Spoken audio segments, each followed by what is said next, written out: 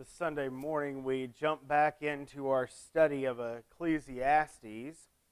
In our last lesson from this text, we finished up the first two chapters of Ecclesiastes, and the first two chapters of Ecclesiastes can really be summed up as, I guess, a summary of the entirety of the book of Ecclesiastes.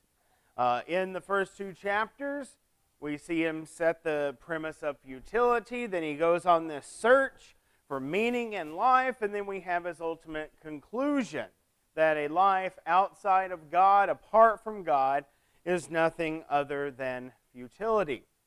And with finishing up those first two chapters, we now come to chapter 3, and if I had to sum up chapter 3, I would sum it up in one word: time.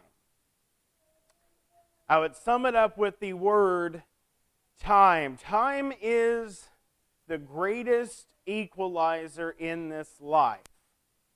There's no amount of money that can buy more of it, and there's no amount of regret that can return it to us once it is gone.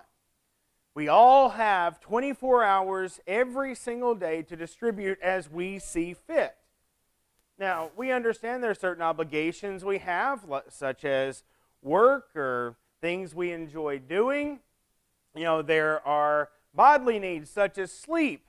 And, between work and sleep, a lot of that time is taken up. But what do we do with the rest of the time? This in and of itself is what I think of as the problem of time, and I'll illustrate it like this. Anyone who knows me knows I'm kind of a stickler about time. As Becky rolls her eyes. I set my alarm clock to go off every morning 2 hours before I'm supposed to be at work. I do that because if I'm tired, I can snooze for a little bit longer and not be behind schedule, or if there are things I need to do, I can go ahead and get up and get them done. I want to be at work 15 minutes early, especially if I've got to pre-trip a bus, because if anything goes wrong, I don't want to be behind the 8 ball. I don't want to be behind schedule. Every single morning, Google Calendar sends me an email with my agenda for the day of all the things that I have to get done. And I do this because I want to manage my time as best as I can. Now, there's one problem with all this. The problem is, in reality, I want more time. Yes, I know I have to distribute the 24 hours I have in a certain way every single day, but I always end up wanting more time. David, you can relate to this. You start a car repair at 2 o'clock in the afternoon, the sun's down at 4:30 before you know it. Or even in the summertime when it doesn't get dark till 8, 9, 10 o'clock at night. The sun's down on a Sunday afternoon before you know it, and now you got to start getting ready for the work week, and just seems to slip away from us. We always want more time. I think this is the reason that Paul said in Ephesians 5:15 and 16, he says, "Therefore be careful how you walk, not as unwise men, but as wise, redeeming the time because the days are evil." Paul says to consider how you're walking, consider how you're living in this life. Live as a wise person, not as an unwise person, redeeming the time. Literally buying back the time. Using the most of the time that God has given us because the days are evil. And it is this idea of time that we take into our text this morning as we approach this text from Ecclesiastes chapter 1 and chapter 3 verses 1 through 15. And there are 4 things that I want us to look at. We're only going to have time to look at these first 2 in the first 9 verses this morning. But the first thing that I want us to notice is what I call the providential proclamation of this text. We find this in chapter 3 and verse 1. There the Bible says, "There is an appointed time for everything, and there is a time for every event under heaven." Solomon starts off with this providential proclamation, if you will. And there are 2 things I want us to notice about it. First of all, there are times and there are seasons. And we see this in the first part of the verse. Some translations say there is an appointed time for everything, or an appointed season for everything. The NASB says there is an appointed time for everything, and there is a time for everything under the sun, or under heaven. Now, when we look at this in the original Hebrew, really it's only 4 words. You have the proverbial "there are," and then it says there are times and seasons for everything under heaven. I like the way the Septuagint, the Greek version of the Hebrew Old Testament, this would have been, if you want to think about the Septuagint this way, it would be the translation of the Old Testament the apostles used, because this is, they quote the Septuagint when they quote it in the Bible. It says, there is a time and season for every event under heaven. Now, there are times and there are seasons. What's the difference? Well, when you look at the Septuagint, in particular, it uses the Greek word chronos for time. This is the standard general word for time. It's talking about chronology. It can be used as in the course of time, long, short, it doesn't matter. Chronos is kind of just a general Greek word for time. But the other word that's used that is translated in the Septuagint as seasons is the Greek word kairos. And this is quite a bit different. Yes, it can be translated as time or season, but it is used in reference to something that's appointed, purposed, or planned. That's the word that is used back in Ephesians 5:16, where it says to redeem the time. Redeem the time that has been given to us by God. We need to make the most of it. So, what does this mean for the text, our understanding of the text? Well, I think there are 2 things. First of all, not everything happens for a reason. I know that completely throws out the idea that nice little placard that some people have hanging in their house says, but some things happen in life as a natural course of life. God's not sitting up there with an Xbox controller saying, okay, I'm going to move this tornado over here and I'm going to take out the Carmen's house, but I'm going to leave the Maynards untouched. No, it doesn't work like that. There is a natural order to this life. When sin entered the world, so did things like death and suffering as a natural course of life. But some things do happen for a reason. Some things are divinely purposed. Some things are appointed to happen as the will of God. And I find it interesting. One thing that the Bible talks about in particular along these lines is suffering for the faith. In particular, in 1 Peter chapters 3 and 4. In verse 17 of 1 Peter chapter 3, he says, "For it is better if God should will it so that you suffer for doing what is right rather than for doing what is wrong." He says something similar when you go to chapter 4 in verse 19. He says, "Therefore those also who suffer according to the will of God shall entrust their souls to a faithful Creator in doing what is right." There are times, there are seasons. There's a natural course to this life, and there are also things that happen in this life that are divinely purposed. But the second thing I want us to notice about this this providential proclamation is that nothing is exempt. Absolutely nothing is exempt from this. He says there is an appointed time for everything, and there is a time for every event under heaven. This covers everything from a black hole and a supernova to natural disasters in this life and just everyday events. Nothing is exempt from this. I thought about what Paul said to the Corinthians in 1 Corinthians, I think it's chapter 10 and verse 13, where he says, "There is no temptation that has befallen you that is not common among men." Plain and simple, as he says, there's an appointed time for everything, and there's a time for every event under heaven. But the second thing I want us to notice from these first 9 verses is what I call the juxtaposition of life. And we'll talk about what that means here in just a moment. But notice what the text says. In verses 2 through 9, here the Bible says, "There is a time to give birth and a time to die, A time to plant and a time to uproot what is planted. A time to kill and a time to heal. A time to tear down and a time to build up. A time to weep and a time to laugh. A time to mourn and a time to dance. A time to throw stones and a time to gather stones. A time to embrace and a time to shun embracing. A time to search and a time to give up as lost. A time to keep and a time to throw away. A time to tear apart and a time to sew together. A time to be silent and a time to speak. A time to love and a time to hate. A time for war and a time for peace. What profit is there to the worker from that in which he toils? Now, when I looked at this text, I thought this really defines what I call the juxtaposition of life. Now, what does the word juxtaposition mean? This is basically a word that is a literary device that implies comparison or contrast. It's implied. In other words, it's not through explicit dialogue. These two things are implied comparisons or contrasts. Writers create juxtaposition by placing two entities side by side to create dramatic or ironic contrast. Let me give you a good example. In The Wizard of Oz, the opening scenes of that movie were filmed in what? Black and white. But when Dorothy opens that door, what do we see?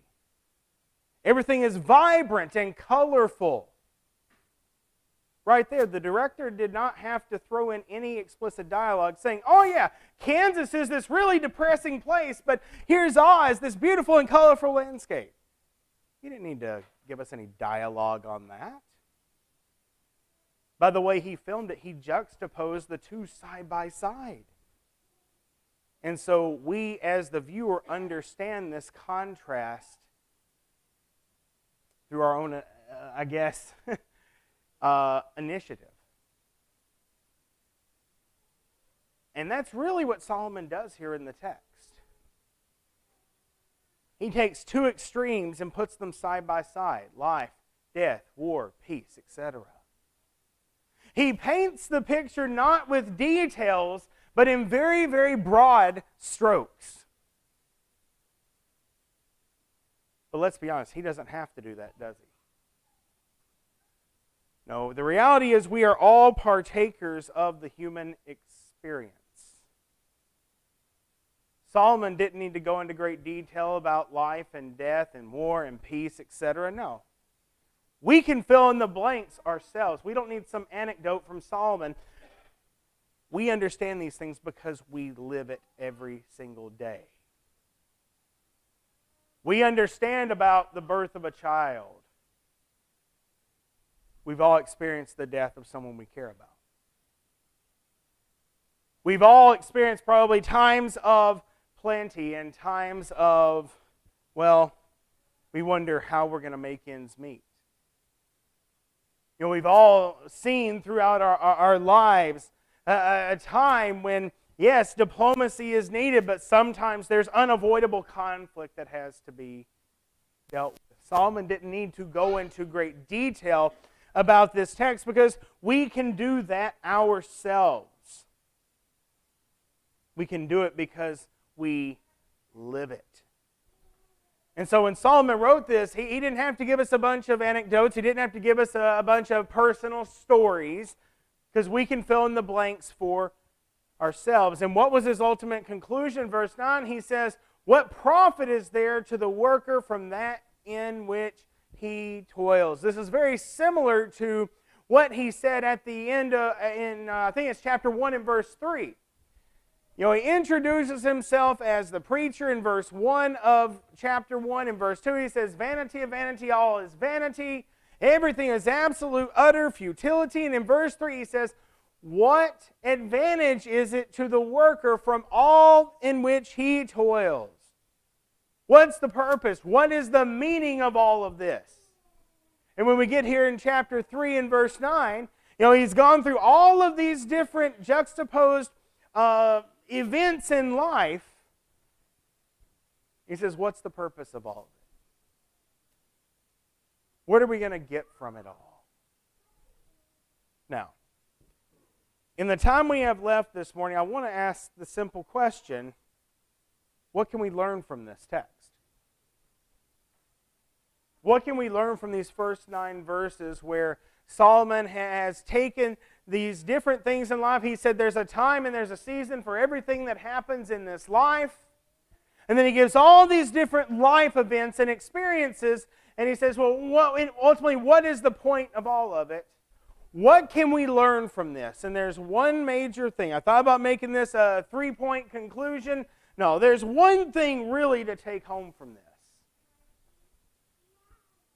And that is we need to learn to grade life on a curve. Learn to grade life on a curve. What do I mean by that? Learn to look at life with some perspective and context. I'll give you a good example. So if you've watched the news over the last year, the pandemic, the COVID-19 pandemic, has really dominated the news cycle outside of everything with the election. Pretty much everything over the past year has been about the pandemic. And I would suppose in our modern time, this is pretty rough.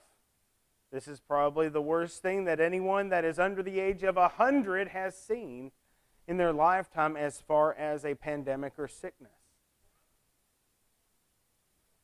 But notice this. So, here are the top 3 being at the top, 1 being at the bottom. Top 3 killers as far as pandemics throughout human history.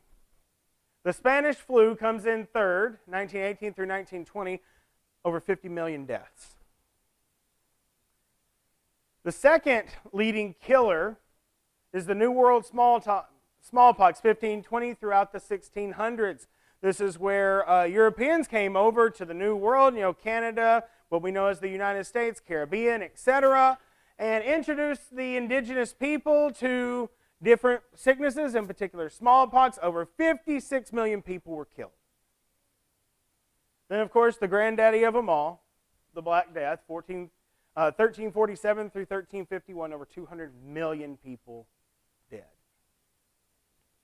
Now, if you listen to the news, you might think 50 million, 100 million. To current, worldwide, 1.8 million deaths, which is nothing to sneeze at, and about 350,000 Americans have died from COVID-19. Now, I'm not minimizing that. I'm not saying that this is a good thing.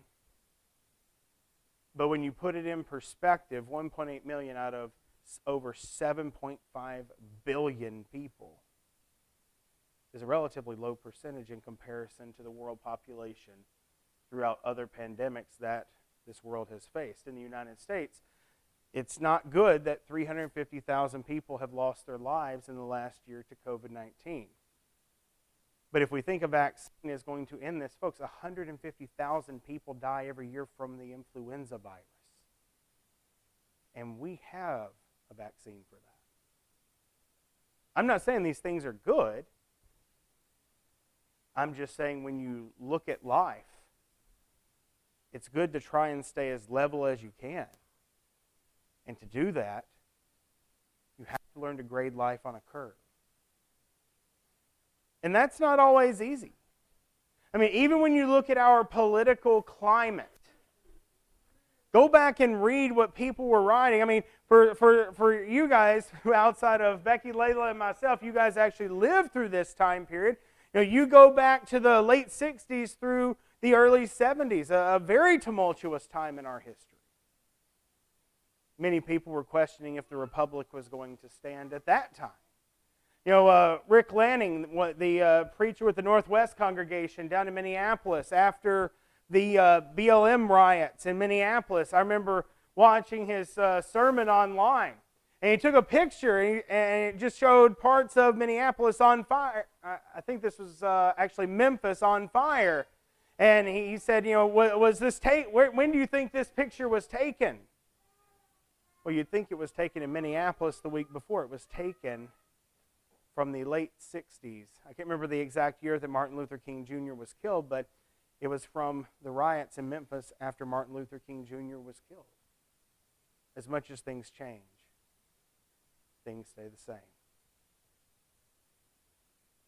And when we look at the world that is around us, I can't think of a more applicable text than this one to help us stay level and to grade things on a curve. Do we know where our nation is headed? No, we don't know where our nation is headed. We don't know how things are going to turn, especially as it pertains to people that are more conservatively minded. But we got to grade things on a curve. It's kind of like the Hebrew writer had said at the end of Hebrews. He said, you're suffering, but you have not resisted to the point of shedding blood. Which at that point in time that Hebrews was written was a rarity among Christians. And so if there's anything to take home from this text of Ecclesiastes 3, 1 through 9, I think what it does is it gives us greater context and greater perspective in life. It shows us that we can grade life on a curve. Yes, there are all these life events that happen to us and happen around us. But there's an appointed time and season for everything that happens under heaven. The God of the good days is also the God of the bad days. The God of the good times is also the same God in the bad times. That's the way it is. And I think it's texts like this that can remind us of that. And when we see the world going crazy around us, it can help keep us level and give us some perspective and some context. And with that, the lesson is yours for this morning.